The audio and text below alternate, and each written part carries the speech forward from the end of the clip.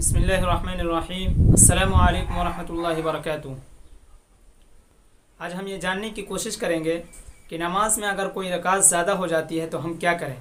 क्या फिर से नमाज दोहरानी होगी या सज्दा सहव कर लेंगे तो नमाज मुकम्मल हो जाएगी। तो इसमें कुछ तफसील है जिसको हम आज जानने की कोशिश करेंगे।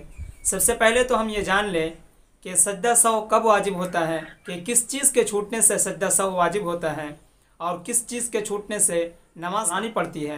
और नमाज में कुछ चीज़ें फ़र्ज़ हैं, कुछ वाजिब हैं और कुछ सुन्नतें हैं।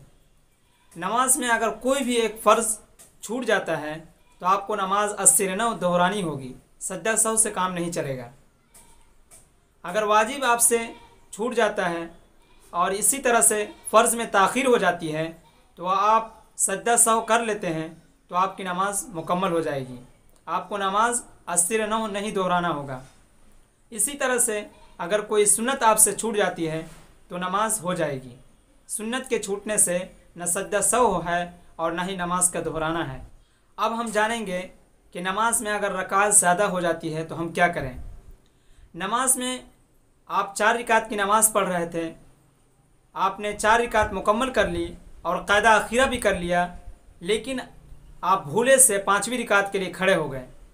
तो 5वीं रकात के लिए अगर आप खड़े हो गए हैं तो जब तक कि आपने सज्दा नहीं किया है, रुकू ही किया है, तो उससे पहले आप आकर तशहुद में बैठ जाएं और सज्दा सहव करके नमाज मुकम्मल कर लें तो नमाज हो जाएगी। लेकिन अगर आप 5वीं रकात के लिए खड़े हुए हैं और 5वीं रकात के सज्दा भी कर लिया है तो आपने 1 रकात ज़ायद पढ़ ली है, तो अगर 5वीं रकात में तशहुद पे बैठ जाते हैं और सज्दा सहव करके नमाज़ पढ़ लेते हैं तो फिर भी नमाज हो जाएगी। लेकिन मज़ीद 1 रकात और बढ़ा देनी चाहिए कि 6 रकात उसको कर लें, और जिसमें से 2 रकात नफिल नमाज हो जाएगी और 4 रकात फ़र्ज़ नमाज।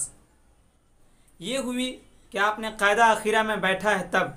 लेकिन अगर आप क़ायदा आखिरा में नहीं बैठे हैं और सज्दा करने के बाद 5वीं रकात के लिए आप खड़े हो गए हैं तो 5वीं रकात के सज्दा करने से पहले अगर आप लौट कर तशहुद में बैठ जाते हैं और सज्दा सहव करके सलाम फेर लेते हैं तो आपकी नमाज हो जाएगी। अगर आपने 5वीं रकात का सज्दा कर लिया तो आपकी नमाज बातिल हो गई, उसी वक्त आपकी नमाज फासिद हो गई और आपको नमाज दोहराना होगा, क्योंकि आपके 4 रकात की नमाज में एक फ़र्ज़ साक़ित हो गया है। क्योंकि 4 रकात की नमाज में आपका एक फ़र्ज़ साक़ित हो गया है, वो फ़र्ज़ है क़ायदा आखिरा में बैठना। क़ायदा आखिरा में बैठना एक फ़र्ज़ है और फ़र्ज़ के छूटने से हमने बताया कि नमाज बातिल हो जाती है और नमाज का दोहराना ज़रूरी होता है। तो जैसे ही आप 5वीं रकात के सज्दे में जाएंगे उसी वक्त आपकी नमाज बातिल हो जाएगी और आपको नमाज दोहराना होगा। लेकिन अगर आप सज्दे में नहीं गए हैं, रुकू ही में हैं, आपको याद आ गया कि हम 5वीं रकात पढ़ रहे हैं तो फ़ौरन तशहुद में बैठ जाएं और सज्दा सहव करके सलाम फेर लें तो आपकी नमाज हो जाएगी। क्योंकि 5वीं रकात आपकी मुकम्मल ही नहीं हुई और उससे पहले आप तशहुद में बैठ गए जो कि क़ायदा आखिरा है, और क़ायदा आखिरा आपके 4 ही रकात में मुकम्मल हो गया तो आपकी नमाज हो जाएगी।